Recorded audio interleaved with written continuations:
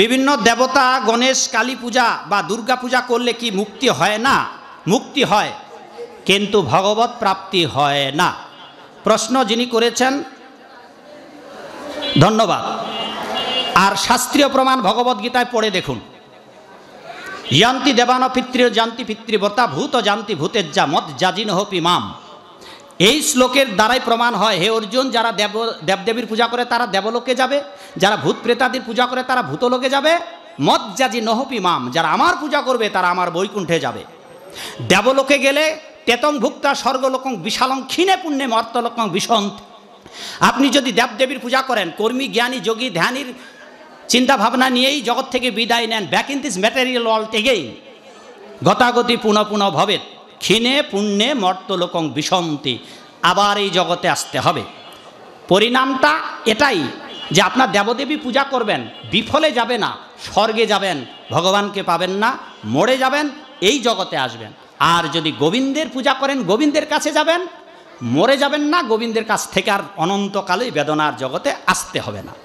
এখন নির্বাচন আপনারা করবেন, কি করবেন? দেবতার ভক্ত হয়ে যাবেন, স্বর্গসুখ ভোগ করে আবার আসবেন, মরবেন, আবার 84 লক্ষ জনই ভ্রমণ করবেন, নাকি একবারে গোবিন্দ ভজন করে গোবিন্দের কাছে চলে যাবেন আর বেদনার জগতে আসতে হবে না? নির্বাচন আপনাদের। সর্ববর্ণের অশৌচ কতদিন? আপনারা দয়া করে, আমি 35 বছর ধরে এই বইটা আমি বড় দুঃখ পেয়ে লিখেছিলাম। যখন আমি নাসিরনগরে, ব্রাহ্মণবাড়িয়া নাসিরনগর, ব্রাহ্মণবাড়িয়া না নরসিংদীর নাসিরনগরে 52টা গ্রামের মীমাংসা করতে গিয়েছিলাম। এই শ্রাদ্ধ নিয়ে এর বাড়িতে যাবে না, ওর বাড়িতে খাবে না।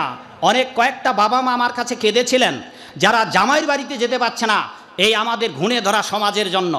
এতদিনে শ্রাদ্ধ করেছে, ওর বাড়িতে যাব না, খাবো না। কেন বাছা? হোটেলে খেলে জাত যায় না, হাজার জাতের চায়ের পেয়ালায় চুমু দিলে জাত যায় না, মুরগির মাংস খেলে জাত যায় না, হিন্দু মানুষ হিন্দুর বাড়িতে গিয়ে খেলে জাত যাবে। কতদিনে শ্রাদ্ধ করতে হবে সকল বর্ণের, এ নিয়ে এক বিরাট জঞ্জাল। নিজেরা পড়ুন। আমাদের কথায় যদি আপনারা বিশ্বাস করতেন, তবে আমরা তো চাই সমস্ত মানুষ এক জায়গায় আসুক। কেন কেন আজ হিন্দুরা এক জায়গায় আসতে পারে না? না পারে বিবাহে আসতে, না পারে শ্রাদ্ধে, না পারে অন্নপ্রাশনে। অন্নপ্রাশনে আপনাদের খুলনায় জানি না কে দেয়, কোনো জায়গায় মামা দেয় বাচ্চার মুখে অন্ন, কোনো জায়গায় দাদু দেয়, কোনো জায়গায় ব্রাহ্মণ পুরোহিত দেয়। এরকম আছে না? এক এক জায়গায় এক এক রকম। কোনো জায়গায় শ্রাদ্ধ আমিষ দিয়ে করে, কোনো জায়গায় শ্রাদ্ধ নিরামিষ করে। কেন বাবা? গীতা কি 14 খানা না গীতা একখানাই? শাস্ত্রের বিধি একটাই, তবে এতগুলা কেন হলো? এটার কারণ হচ্ছে আপনারা গ্রন্থ পড়েন না, অন্যের শোনা কথায় কথা বলেন, আপনারা নিজেরা পড়েন না। সেই জন্য আপনারা নিজেরা পড়ে সিদ্ধান্ত নিন। এখানে নোট দেওয়া আছে, সেই জন্য আগে প্রথমেই বলেছি শ্রাদ্ধ নিয়ে আমি জানি গোলমাল আছে আপনাদের মাঝে, তাই গোলমাল না করে একটা মিনতি করি বিদায়কালে, 3টা জায়গায় আপনারা আমিষ বন্ধ করুন তো। 1, ছেলেমেয়েদের অন্নপ্রাশনে। 2, শুভ পবিত্র বিবাহে, ছেলেমেয়েদের বিবাহে মাছ মাংস করবেন না। 3, বাবা মার শ্রাদ্ধে। সারা জীবন তো খাচ্ছেন বাবা, কেন কেন ওই 2টো জায়গায় আপনাদের শ্রাদ্ধে আর ছেলেমেয়ের বিবাহে কেন বাবা? কেন কেন মাছ মাংস করতে হবে? আপনি আপনার ছেলের বিবাহ দিচ্ছেন অন্য নিরীহ পিতামাতার সন্তানকে এনে। ছাগলের মা বাবা নেই? আপনার তো 5টা সন্তান আছে। বাবা চক্রবর্তী, কয় ভাই তোমরা? 3 ভাই, একটাও বিয়ে হয় নাই। এইবার এক ভাই যখন বিয়ে করবে, তারপর একটা ভাইকে কেটে নরমে তো যজ্ঞের আয়োজন করে খাওয়ায় দেয়, বিদায় দিলে ভালো হয় না? চক্রবর্তী বাবা ছেলে বিয়ে দেবেন, আর বাজার থেকে একটা ছাগল নিয়ে আসবে। ছাগলের মা বাবা নাই? ছাগলের মা বাবা আছে? কেমন মনুষ্যত্ব হয়ে আপনারা, কেমন মানুষ? নিজের সন্তানের বিবাহ উৎসবে আনন্দ করবেন, কন্যার বিবাহ উৎসবে আনন্দ করবেন, আর এক নিরীহ বাবা মার সন্তানকে এনে ভাগবত পড়েন। সেই ভাগবতেই বলে দেওয়া আছে 9ম স্কন্ধে, সোজা 10ম স্কন্ধে যেখানে ভগবানের লীলা, ওই জায়গায় পর্যন্ত বলে দেওয়া আছে আপনি যাদেরকে হত্যা করছেন পরজন্মে ওরা আপনাকে হত্যা করবে। সেই জন্যে 3 জায়গায় আপনারা নিরামিষ করুন। 1, বাচ্চাদের অন্নপ্রাশনে, জীবনের প্রথম অনুষ্ঠান। দ্বিতীয়ত, শুভ পবিত্র বিবাহে। পবিত্র বিবাহটাকে অপবিত্র করবেন না। মাছ আর মাংস খাবেন না। মাছ আর মাংস স্বভাবতই অপবিত্র। যারা ভোগী এই সমস্ত যারা, তারাই বলবে মাছ মাংস খাওয়া যাবে। কিন্তু পৃথিবীর একটা সাধু আপনারা দেখাতে পারবেন না যে আপনাকে বলবে মাছ মাংস খাও। বিবাহে, অন্নপ্রাশনে এবং বাবা মার শ্রাদ্ধে যুগ যুগ ধরে দিয়ে এসেছেন, আর দেবেন না, আর দেবেন না, দেবেন না, দেবেন না, অন্তত সারা জীবন খান খান। 3টা জায়গায় আপনারা সামাজিকভাবে আন্দোলন করুন। সামাজিকভাবে আপনারা শহরে শিক্ষিত লোক, সব শিক্ষিত মানুষ, এলিট পারসন, আপনারা যদি দাঁড়িয়ে যান তবে পুরাতন সংস্কৃতি এমনিতেই পিছনে ধায় পালাতে দিশ পাবে না। আপনারা যারা যুবক আছেন তারা জেগে উঠুন, ছেলেপেলেদের দায়িত্বে দিয়ে দিন, ভাগবত আসরে তারা ব্যবস্থা করুক, দেখবেন যে আরও চাঙ্গা হয়ে যাবে। সুতরাং শাস্ত্রের কতদিনে এইটা নিয়ে আমি আপনাদের বলবো না, কারণ এটা আপনাদের এলাকা বিতর্কিত। সেই জন্য আমি মিনতি করি 250 টাকা বা 980 টাকা শহরে মানুষের জন্য বড় কঠিন ব্যাপার নয় একটা প্যাকেজ কিনতে। রাধা বণিকের সঙ্গে রাধা রানীর সঙ্গে শ্রীকৃষ্ণের সম্পর্ক কি? যিনি রাধা তিনি কৃষ্ণ, যিনি কৃষ্ণ তিনি রাধা। রাধা কৃষ্ণ ঐছে সদা একই স্বরূপ, লীলারস আস্বাদিতে ধরে 2 রূপ। যিনি রাধা তিনি কৃষ্ণ, যিনি কৃষ্ণ তিনি রাধা। অনেকে বলেন রাধা প্রেমিকা আর কৃষ্ণ প্রেমিক। এইটা যারা মূর্খ, যারা জানে না তাদের কাছে, তারা নাগরিক কিন্তু তত্ত্বগতভাবে একই বস্তু। যখন কৃষ্ণের আনন্দ করার ইচ্ছা জাগে তখন তিনি রাধা হন, কারণ আদিকালে বেদেতে বলা আছে, বেদেতে আছে একমেবা বহুস্বাদ, তিনি একা ছিলেন, এক রম্যতে নৈব। শুনুন কথাগুলো খুব তাড়াতাড়ি বলে দিচ্ছি। একা একা আনন্দ করা যায় না। অনাদিকালে একাই গোবিন্দ ছিলেন, একা আনন্দ করা যায় না। আপনারা সবাই যদি প্রসাদ পেতে যান, আমি এখানে একাই বলতে পারবো বাবা? বলতে পারবো না। এইবার যেহেতু ভগবান অনাদিকালে একা ছিলেন, তার আনন্দের জন্য নিজে বেদে, ঋগ্বেদে বলা হলো, ঋগ্বেদেতে বলা হলো দেধাপতয়ে। ভগবান শ্রী গোবিন্দ এবার 2 জন হলেন, তিনি নিজে রাধারানী হলেন। সুতরাং রাধা অন্য কেউ নয়, যিনি রাধা তিনি কৃষ্ণ, যিনি কৃষ্ণ তিনি রাধা, শুধু লীলারস আস্বাদিতে ধরে 2 রূপ।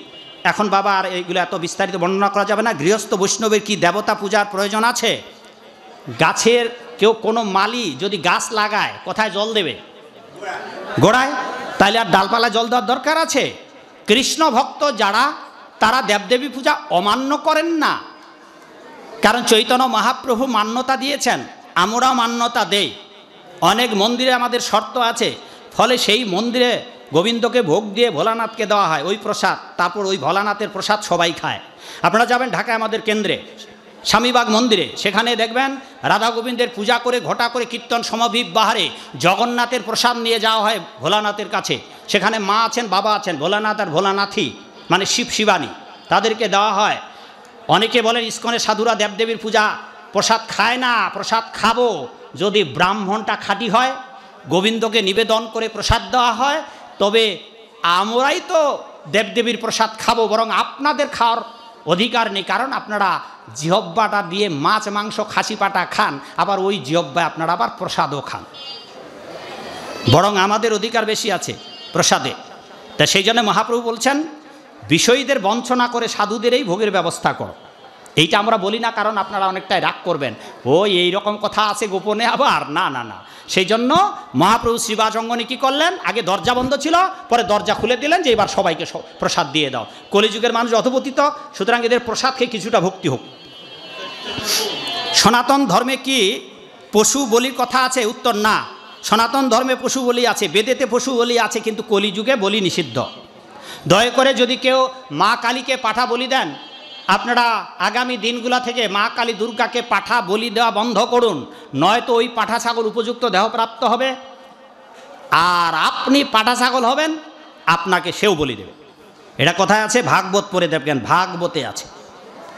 প্রত্যেক ক্রিয়া এবং সমান বিপরীত প্রতিক্রিয়া আছে, এটা যেমন নিউটনের 3rd ল, ভাগবতের এইরকম ল আছে। আপনি যাকে যাকে কাটবেন, যতগুলাকে কাটবেন, পর জনম জনম ভরে ততগুলা প্রাণী আপনাকে কাটবে, অন্য কোথাও যেতে হবে না, খালি ভাগবতেই পড়বেন। অতএব আপনারা মায়ের দুয়ারে পাঠা বলি দেবেন না, বরং পাঠার টাকা দিয়ে মাকে জিনিসপত্র অলঙ্কার আদি দেবেন, মা অত্যন্ত খুশি হবে। আরও সবচেয়ে মা খুশি হবে যদি গোবিন্দকে নিবেদন করে গোবিন্দের প্রসাদ মৃদঙ্গ ঢাক ঢোল বাজিয়ে মাথায় করে গোবিন্দের প্রসাদ মায়ের মন্দিরে দিয়ে আসেন। তো মা কয়খানা হাত মায়ের? দুর্গা মায়ের 10 হাতে একেবারে প্রসাদ খেয়ে 10 হাতেই আপনাদের আশীর্বাদ দিয়ে। হরি। সনাতনীরা কি মাংস মৎস্য ভক্ষণ করতে পারে? পারে। খাও বাবা, খাও খাও, জন্মের খাওয়া খাও। মনুষ্য জন্ম আর হয় কি না হয়, পাইছো যখন এবার খাও। কিন্তু আপনারা জানেন না, যেই কালেতে আপনারা 84 লক্ষ প্রজাতি পরিভ্রমণ করেন, ওই কালে যখন বাঘ ছিলেন তখনও মাংস খেয়েছেন। যখন জলের ভিতরে উট ছিলেন, উট বাবা, উট বুঝে আপনাদের এলাকার উট, জলের উট ছিলেন তখন মাছ খেয়েছেন। হ্যাঁ, যখন নীলতিমি মাছ ছিলেন তখন ছোট ছোট মাছ বড় মাছ সব খেয়েছেন। তিমিঙ্গিল বোয়াল মাছ ছিলেন তখন ছোট মাছগুলো এমনিতেই খেয়েছেন। সমস্যা নেই। মনুষ্য জন্মগ্রহণ করেছেন, মাছ মাংস বাজার থেকে কিনে খাবেন না। যদি এগুলো খেতে চান, পরজন্মে আপনাকে বড় মাছ হয়ে দেবে সমুদ্রের জলপ্রাণী, তখন আপনি ধরবেন আর খাবেন। তখন বাজারে গিয়ে মশলা মুসলি কাটো বাটো রসুন পেঁয়াজ কিচ্ছু কিনতে হবে না, খাই ধরবেন আর খাবেন, ধরবেন আর খাবেন। মুখ হাঁ করবেন আর ঢুকে পড়বে আর গিলবেন, ঘা করবেন না। হ্যাঁ, এখন তো মাংস খাচ্ছেন মা, বাজারে গিয়ে কিনে মশলা বাটো কুটো মরিচ মশলা। আপনাকে সুন্দরবনে রয়্যাল বেঙ্গল টাইগার হয়ে জন্মাতে হবে, জন্মাবেন আর আপনি ধরবেন আর খাবেন, ধরবেন আর খাবেন। রান্না করার লাগবে না, মশলা মুসলি বাজারে গিয়ে কিনতেও হবে না। দুর্লভ মানব জীবন পেয়েছেন, এগুলো খাবেন না। শাস্ত্রের প্রমাণ চান বাবা, খালি ভাগবতটা পড়ুন, অন্য কোনো জায়গায় যাওয়া যাবে লাগবে না। এই মাছ মাংস যে খাওয়া যাবে না, মনুসংহিতা আছে বাড়িতে, পরে দেখবেন 5ম অধ্যায়ের 15 নম্বর শ্লোক। মাংস তো খেতে পারবেন না, প্রতিটি মানুষের বলেছে মৎস্যাৎ সর্বত বিবর্জয়েৎ। ছাগলের মাংস খেলে একটা পাপ হবে, কিন্তু যদি মাছ খান সব পাপ হবে। কালকে বললেন ওরে বাবারে এইরকম পাঠক আনার দরকার নাই, সেই জন্য আপনাদের প্রমাণগুলো দিলাম না। শুধু এইটুকু জেনে রাখুন, যা খাবেন যা রান্না করবেন সেটা যেন ভগবানকে দেওয়া হয়, তাতেই আপনাদের কল্যাণ হবে। এমন জটিল জটিল প্রশ্ন যেগুলো শুনলে উত্তরগুলা আপনাদেরই মন খারাপ হবে। দেবতা পূজা সম্বন্ধে সনাতন ধর্মে কি বলা হয়েছে, শাশ্বত শাস্ত্র কি শাস্ত্রীয় বিধানে কি বলা হয়েছে, বৈষ্ণব দ্বারা হোমযজ্ঞ করে পিতৃশ্রাদ্ধ করলে কাল সৌধ থাকে না, এই বক্তব্যের কোনো শাস্ত্রীয় বিধান। দ্বাদশ স্কন্ধের তিলক বাধ্যতামূলক নাকি কোনো ভেদাভেদ আছে শাস্ত্রের তিলক সম্পর্কে? এই যতগুলো এখানে প্রশ্ন আছে, সকল ব্রতের ইতিকথা আর এই যতগুলো এখন প্রশ্ন পড়লাম, শ্রাদ্ধ তত্ত্বে তার সব উত্তর পেয়ে যাবেন শাস্ত্রের কোট সহকারে। দ্বাদশ অঙ্গে তিলক দেওয়ার বিধি সর্বজনীন, তবে ব্রাহ্মণ ক্ষত্রিয় কারো 6টা, কারো 10টা, কারো 12টা এরকম আছে। কিন্তু যদি আপনি বিষ্ণু মন্ত্রে দীক্ষিত হন, আর এই জগতের অধিকাংশ মানুষ সবাই বিষ্ণু মন্ত্রে দীক্ষিত, অতএব আপনাকে দ্বাদশ অঙ্গেই দিতে হবে। আপনি ব্রাহ্মণ হন আর চণ্ডাল হন, চামার হন আর মুচি হন। শ্রী চৈতন্য মহাপ্রভুর পিতৃশ্রাদ্ধ অনুষ্ঠান, আরে বাবা শ্রাদ্ধ নিয়েই 8-10টা প্রশ্ন। ভূতের বাপের 14 গোষ্ঠীর পিণ্ড নিয়ে ঝগড়া বিবাদ বাদ দিন, কৃষ্ণ নাম করুন, গলে মালা পরুন, এমনিতেই আপনার উদ্ধার হয়ে যাবে। ঠিক আছে, সবাই ভালো থাকবেন।